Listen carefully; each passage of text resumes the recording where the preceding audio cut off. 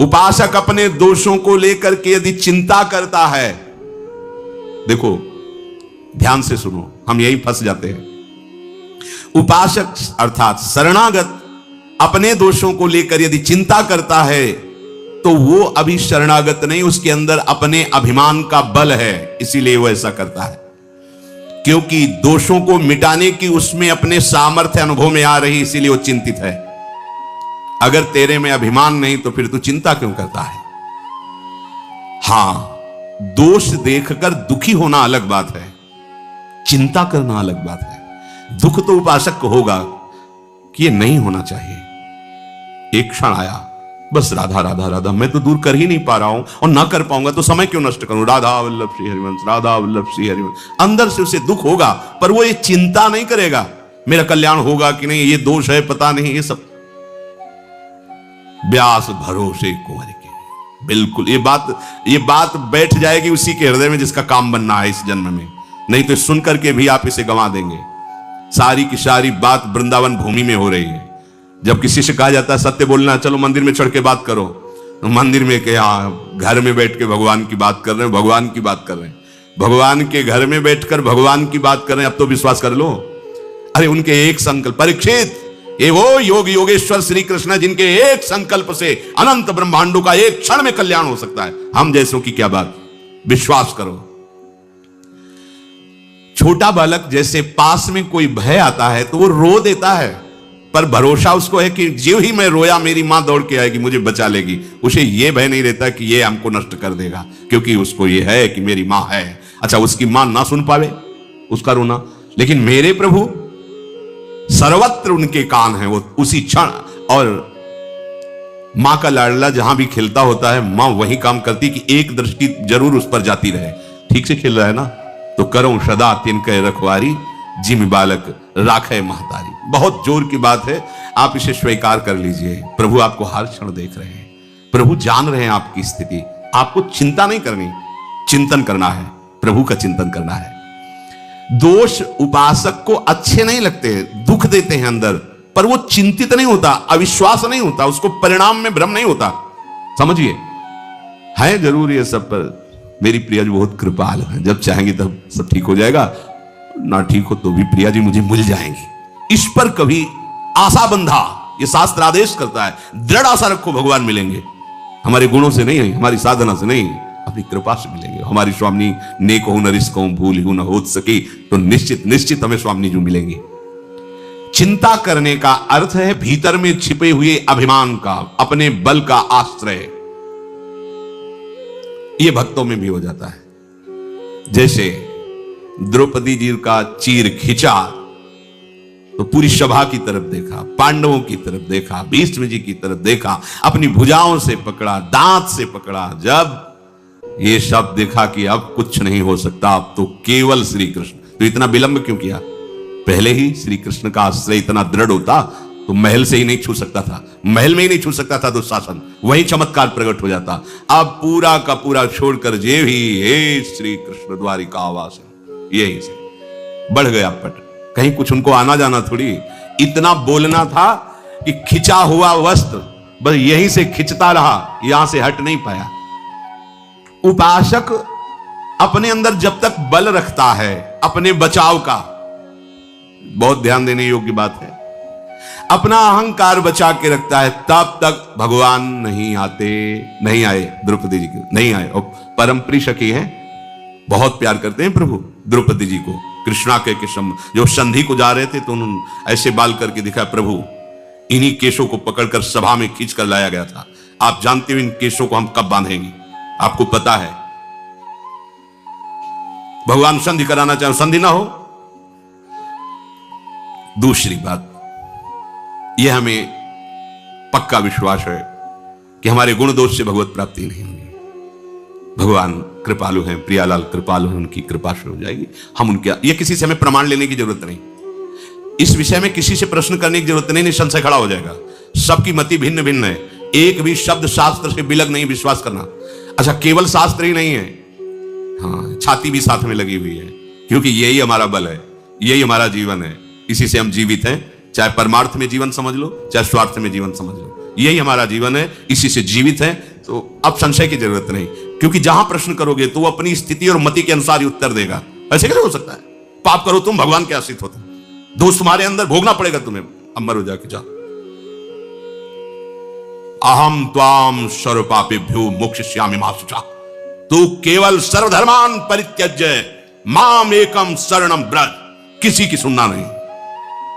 ये भगवान बोल रहे हैं जिनसे हमारा काम बनना है, हमें किसी के सलाह की इसमें जरूरत नहीं। सीधे सर्वेश्वर भगवान बोल रहे हैं, अहम त्वाम सर्वपापेभ्यो, जो मेरी शरण में आ गया, तेसा महम समुद्धरता, उसकी साधना नहीं, तेसा महम, मैं समुद्धरता मृत्यु संसार सागरा। विश्वास कर लो, ना करो तो भटकते रहो। हित ध्रुव जो विश्वास है, तब वही सुधरे बात, ना तर माया पंथ में फिरे जो टक्कर खात। दूसरी बात देखनी है, श्री भगवान कह रहे तेरे भाव अशुद्ध, तेरी वृत्तियां अशुद्ध, तेरे आचरण अशुद्ध। यह बताओ क्या और क्या चाहिए, क्या चाहिए? विश्वास नहीं ना, सत्संग में तो ऐसा सुना पर पता नहीं, तो चलो मरो जाके, बात पकड़ लो, बैठ जाओ। यहां केवल आश्रय से माला माल हो जाओ। कई बार आपको सुनाया है, बहुत विद्वान है बाली, साधारण नहीं। लोग संध्या अपने घरों में करते होंगे, ये चारों दिशाओं के समुद्र में संध्या करता था। नित्य नित्य चारों दिशाओं के समुद्र में संध्या। रावण ने जाके ललकारा, दिग्विजय कर रहा था, भाई इस समय संध्या कर रहे हैं, हमें डिस्टर्ब मत कीजिए। और वो मार ऐसे कखरी में दाब लिया और 6 महीने तक साधना संध्या आदि करता रहा। इसके बाद देखा कि होश में है कि नहीं, छोड़ा, बोले जा अपनी लंका चल। तभी जब अंगद के सामने मैं तब कहते वही रावण तो हो ना, जिसको बाली ने 6 महीने कांख में दाब के रखा था। धर्मात्मा है, ऐसा नहीं कि उसको ज्ञान नहीं, शास्त्र का ज्ञान है, पर कुछ वासनाएं होती जिन पर विजय बिना भगवान की शरणागति की नहीं होती। सुग्रीव एक भी आचरण वाली जैसा, जो पवित्र आचरणों में वाली नहीं, महाबलशाली। शास्त्री बात कर रहे हैं, समुद्रों में जाके संध्या।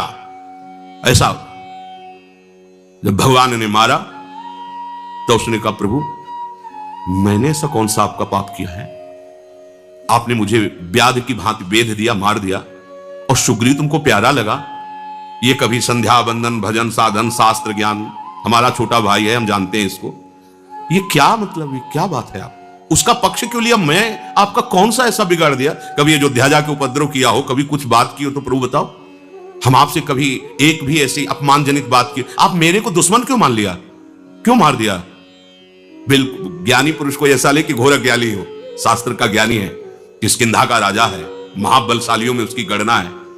भगवान ने कहा, हाँ मेरे शरणागत का बैरी मेरा बैरी होता है, और यह अभी शरणागत हो चुका है। इसने कितना स्वीकार किया मुझे पता नहीं, पर मैंने अग्नि को साक्षी करके इसे स्वीकार किया है। बात समझिए, इसने कितना स्वीकार किया मुझे भगवान कह रही है, तो ये जानेगा, इसका आचरण बताएगा, लेकिन मैंने इसे स्वीकार किया है। और मेरे शरणागत का दुश्मन मेरा दुश्मन होता है, इसलिए मैंने तुझे मारा है। खास बात है, शरणागति कराने वाले परम पावन महाभागवत श्री हनुमान जी महाराज।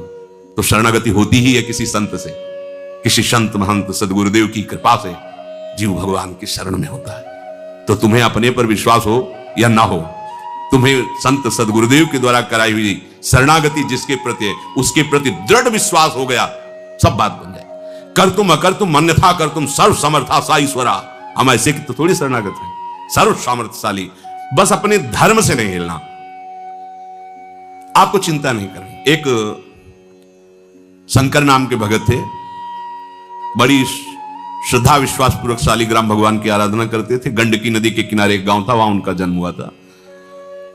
ब्राह्मण कुल में जन्म हुआ, बड़े धर्म से चलते थे, पर ब्राह्मणों का क्या तप ही धन होता है। तो एक जमींदार ठाकुर थे, वो उनको रोज सीधा देते और अपने मंदिर की सेवा में भी उनको, और एक पाठशाला खुलवाई थी संस्कृत की, तो कुछ अर्थ भी देते थे और गुरु की तरह उनको मानते थे शंकर भगत को। वो बड़े धनी थे। उनको एक दिन मकान बनवाने के लिए जमीन खोद रहे थे, तो सोने का कलश मिला। जमींदार जो धर्मात्मा पुरुष धर्म करते रहते हैं, तो ये सब ऐश्वर्य धन उनके पास जाने लगता है, क्योंकि उससे जगत मंगल होता है। तो उन्होंने पंडित जी से पूछा, ये स्वर्ण मिला हुआ है, उस समय करोड़ों की लागत का। तो उन्होंने कहा कि आप भगवान सूर्य का मंदिर बनवाएं। कुछ हिस्से से अपने परिवार की और उन्नति के लिए रख लीजिए, पर उसका 1/3 हिस्सा मंदिर में लगवाए। बात कुछ दिनों बाद जो जमींदार थे वो पधार गए, तो उनका जो बड़ा लड़का था वो बहुत ही दुष्ट स्वभाव का था। केवल उनके भय से वो चुपचाप रहता था, दुष्टता उस समय भी करता था। अब तो पिता गए, तो उसे पता था स्वर्ण राशि का भी कि मंदिर बनाने के लिए ऐसा ऐसा, तो उसने पूरी नकली दस्तावेज तैयार किए, तो उसमें अपने पिता के दस्तखत कर दिए और उसमें लिख दिया कि मैं अपने बड़े बेटे को पूरे स्वर्ण का अधिकार देता हूं, वो जो चाहे सो कर सकता है, और दस्तखत अपने पिता के। जब बंटवारे का समय आया तो भाइयों ने बात रखी कि पिता ने कहा था उस स्वर्ण राशि को सूर्य मंदिर बनवाना है, और इसके साक्षी हैं शंकर भगत। नहीं, अंतिम समय एकांत में पिता ने केवल मेरा ही अधिकार रखा है, आप कागज देख लीजिए, और ऐसे दस्तखत संभाल के किए थे कि बिल्कुल वैसे ही पिता के जैसे। गांव के लोगों के सामने पंडित जी को बुलाया, पंडित जी ने कहा नहीं, हमसे तो उन्होंने यही कहा था कि सूर्य मंदिर बनेगा, ऐसा ऐसा, दिखाओ कागज। कागज दिखा, कहा ये दस्तखत भगत के नहीं, सेठ के नहीं, क्योंकि हम बहुत नजदीक रहे, उनको देखा है, उनके दस्तखत ऐसे नहीं। तो बड़े लड़के ने कहा कि हाँ तुम ही तो एक ज्ञानी हो, ये कैसे तुम झूठ कह सकते हो। उठ कर चले गए। लड़के ने बड़े विचार किया कि अच्छे अच्छे घूस में फिसल जाते हैं, इसको कुछ घूस देंगे और अपने अनुकूल करें। उसके घर गए, प्रणाम किया। पंडित जी ने सोचा इस दुष्ट का स्वभाव कैसे बदल रहा है, और बहुत मीठी मीठी, अगर दुष्ट मीठी मीठी बातें भी करे और झुके तो ऐसे समझो जैसे सांप झुक रहा है। अगर सांप हटकर पीछे झुक रहा है तो वो वार करेगा, सिंह झुक रहा है तो छलांग लगाएगा, ऐसे ही दुष्ट झुक रहा है तो तुम्हारे नाश के लिए झुक रहा है, वो प्रणाम नमस्कार में हुआ। पंडित जी इतने दिन हो गए हमारे पिता की भी पंडिताई करते हुए, पूजा करते हुए, मिला क्या? एक सीधा जो हमारे घर से जाता है उसी से भोजन तुम्हारा होता है, माला माल हो जाओगे। आधा आधा, आधा सोना आपका, आधा हमारा। असलियत यही कि हमने जालसाजी की है, दस्तखत हमने किए, अब मान जाओ। उनका धूर्त रहेगा, तू हमारे को धन से लुभाए मान, हमारे तो ठाकुर जी परम धन है, जीवन उनके लिए है। भले तेरे घर से सीधा ना आए तो मांग के खा लेंगे, लेकिन धर्म विरुद्ध आचरण थोड़ी करेंगे। तो आश्रय नहीं बदलना चाहिए, धर्म विरुद्ध आचरण नहीं होते भक्त के शरणागत। उनका हमारे प्रभु सर्व समर्थ है, मैं उनका शरण भाव स्वीकार किए हूं, मुझे किसी धनादि की अधर्म पूर्वक जरूरत नहीं। तो उनका हमारे पास और भी हद करने हैं, वो आपको मनाने के लिए, वो ना बनाना पड़े तो बोले तुम हमें धमकी देते हो। अरे जिनसे काल डरता है उन भगवान की शरण में जा, तुझे जो कुछ करना है कर, जाके चला गया। अब उनका समय था कि मध्याह्न के बाद जाते, सरोवर में स्नान करते, मंदिर में पूजा में जाते और अंधेरा होने पर वापस होते। शंकर भगत वापस आ रहे थे अंधेरे में, और ये करौली चाकू खोस करके गया और कहा अब मान लो मेरी बात, अंधेरा है कोई है नहीं, मेरी बात मान लो, अब भी कह रहा हूं आधा स्वर्ण तुम्हें दे देंगे, बात मेरी मान लो, नहीं तो तुम्हें जान से हाथ धोना पड़ेगा। बोले हमने तो पहले ही हाथ धो रखे जान से, हमने अपनी जान तो प्रभु को समर्पित कर दी, तुझे जो भावे कर, अधर्म में कदम नहीं रख। उसने चाकू ली, बस भगवान का स्मरण करते हुए गिर पड़े, वो तो भगा। जे ही गिरे स्वेग जैसे कोई दिव्य देश में आ गए हो। देखा सामने सुंदर अद्भुत अद्भुत लताएं हैं, एक कनक भवन है, उसकी भावना शालिग्राम की भगवान राम के प्रति। देखा कि सिया जो विराजमान है, राम जो विराजमान, हनुमान जी महाराज उनके चरण पकड़े हैं, लक्ष्मण भरत शत्रुघ्न ये सब आसपास राज दरबार लगा हुआ है। भगवान ने कहा आओ आओ, हनुमान जी ने गले लगाकर उनको परमानंद की अनुभूति हो रही, भगवान दुलार कर रहे हैं। अच्छा तुम्हारे लग गया, और ऐसे भगवान जीवी किए, वो सब घाव खत्म हुआ, एकदम आनंद। अभी तुम जाओ, अभी तुम जाओ, तुम्हारे द्वारा भक्ति का विस्तार होगा, धर्म की स्थापना होगी, और ये मेरा ही कार्य है। जब ऐसा कहकर भगवान ने दुलार करके आंख खोली उनको, जैसे सो के जगे हो, ऐसा लगा मानो स्वप्न में वो घटना हुई थी। ऐसे देखा कोई घाव नहीं, कोई कष्ट नहीं, चल पड़े। और आगे जब गए तो खून की उल्टी करते हुए वो पड़ा था जिसने चाकू मारी थी। आगे गए, कहा भैया तुम्हें कैसे कष्ट हो? तुरंत गोद में उठाया और भगवान से कहा प्रभु यदि थोड़ी भी भक्ति हमारे हृदय में, इसको पीड़ा नहीं होनी चाहिए। फिर उसको चेतना आई, उसका खून उगलना बंद। बोले भैया क्या हो गया? तो बोले क्षमा करो, जे ही आपको मार के हटा तो पता नहीं कौन था, हमें परिचय नहीं, पर वो इतना बलवान था कि उसके एक थप्पड़ पर हम उस समय से खून ही डाल रहे हैं और हमें होश ही नहीं। अगर आप हमें गोद में न बैठालते, दुलार न करते तो मुझे होश ही नहीं होता। कभी गलती नहीं करेंगे, कभी बेईमानी नहीं करेंगे, हम सब सभा के बीच में कह देते ऐसा ऐसा। और आज से जीवन भर आपकी हम सेविका है। हम जान गए कि भगवान की भक्ति में कितनी शामत। ये हमारे हृदय की ऐसी कुछ स्थिति हो जाती है कि हम सबसे ज्यादा महत्व देने लगते हैं धन को। धन है तो भोग सामग्री है, भोग सामग्री सुविधा है तो शरीर है, और शरीर है तो हम हैं। फिर तो बस आनंद है, क्योंकि जो चाहेंगे वो भोगेंगे। तो क्या ये परमार्थ का स्वरूप हुआ क्या? शरीर की प्रियता, भोगों की प्रियता धन से पूरी हो रही तो धन की प्रियता। क्या धन और शरीर यही हमारा लक्ष्य है? नहीं नहीं, ये तो साधन है, लक्ष्य तो हमारा प्रभु है। तो क्या धन के बिना भगवत प्राप्ति नहीं हो सकती? सही पूछो तो धन के बिना ही भगवत प्राप्ति होती है।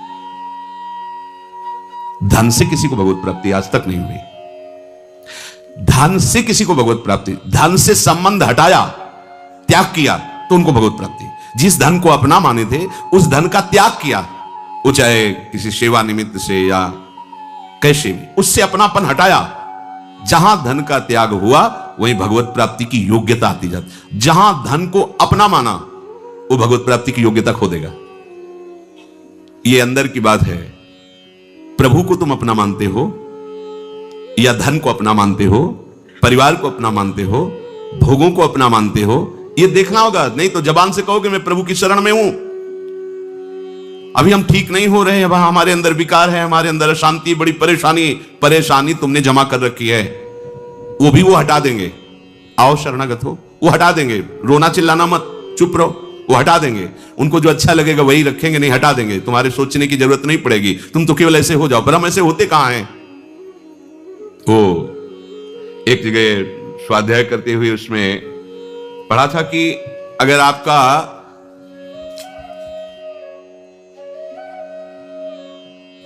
nothing is lost.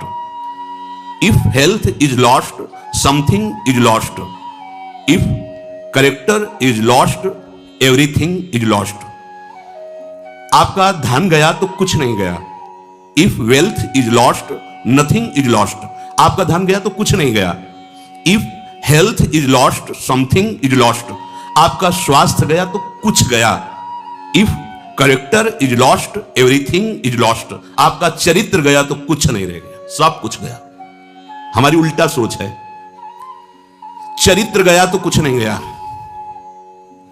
हमारी उल्टा सोच से चल, चरित्र गया तो कुछ नहीं गया, स्वास्थ्य गया तो थोड़ा कुछ गया, और धन गया तो सब कुछ चला गया। और सिद्धांत क्या कहता है? If wealth is lost, nothing is lost. तुम्हारी संपत्ति नष्ट हो गई, कोई परेशानी नहीं, कुछ नष्ट नहीं हुआ, तुम्हारी हानि नहीं हुई। If health is lost, something is lost. स्वास्थ्य गया तो कुछ गया, क्योंकि इससे आप उत्तम साधना कर सकते थे। स्वास्थ्य बिगड़ गया तो आप साधन नहीं कर सकते, पर कुछ गया, सब कुछ नहीं गया। भले कठोर साधन न कर सके, राधा राधा तो बोल सकते हैं ना। If character is lost, everything is lost. अगर आपका चरित्र चला गया, सब कुछ चला गया। आज हमारी स्थिति है कि हम चरित्र पर ध्यान ही नहीं दे रहे। ये भारत देश है, यहां चरित्र की पूजा होती है। हम राम चरित्र गाते हैं, कृष्ण चरित्र गाते हैं, भक्त चरित्र गाते हैं, और हम भक्त बनना चाहते हैं। चरित्र को हमने भस्म कर दिया। चरित्र हमारा बिगड़ गया, सब बिगड़ गया। चरित्र गया, सब चला गया। आप देखो चरित्र की तरफ कहां देखा जाए। धन कैसे मिले? चरित्र बेच दो, शरीर बेच दो, धर्म बेच दो, बस धन मिलना चाहिए। भगवान मिलेंगे, परमार्थ बनेगा? नहीं। हमारे प्राण चले जाएं पर हम धर्म विरुद्ध आचरण स्वीकार ना करें। हमारा चरित्र पवित्र है। एक बार वाराणसी में एक जज स्वामी थे, उनके दर्शन कराने के लिए एक संत ले गए। तो वो पता नहीं कौन सी स्थिति में रहते, बड़ी जोर से ऐसे कलाई पकड़ी, नवीन अवस्था थी, और उन्होंने अंग्रेजी में यही कहा था कि गुड कैरेक्टर, जिसका चरित्र अच्छा वही महात्मा। और जिसका, वो अंग्रेजी से बोले थे कि जिसका चरित्र लूज है, बोले हमारे मान्यता में, वो पढ़े लिखे जज स्वामी थे, अंग्रेजी ही ज्यादा बोलते थे। कहा गुड कैरेक्टर, जीवन भर चरित्र को संभालते रहना, चरित्र ना बिगड़ने पावे। चरित्र बिगड़ गया, सब कुछ चला गया। तो जिनकी ये मान्यता है कि धन से ही धर्म होता है, धन से ही भगवान मिलते हैं, धन से ही भगवान की पूजा होती है, तो आप इस भ्रम को छोड़ दीजिए। आपके पास जो कुछ अपना माना हुआ है उसे प्रभु में समर्पित करने से आपकी बात बनेगी। जो कुछ माना हुआ है वो त्यागने से हुई। त्यागात् शान्तिरनन्तरम्। यदि अपना मान करके उसे देते हैं तो, अगर दान करते हैं, धर्म में लगाते हैं तो कई गुना बढ़ के मिलेगा। इतने में तो तुम अहंकार नहीं छोड़ पा रहे, कोई गुना और मिलेगा तो अहंकार और बढ़ जाएगा। जैसे गंदे नाली के जल से हाथ को पवित्र नहीं किया जा सकता, ऐसे ही अधर्म पूर्वक, धन की आसक्ति पूर्वक कोई भी किसी भी मार्ग में चले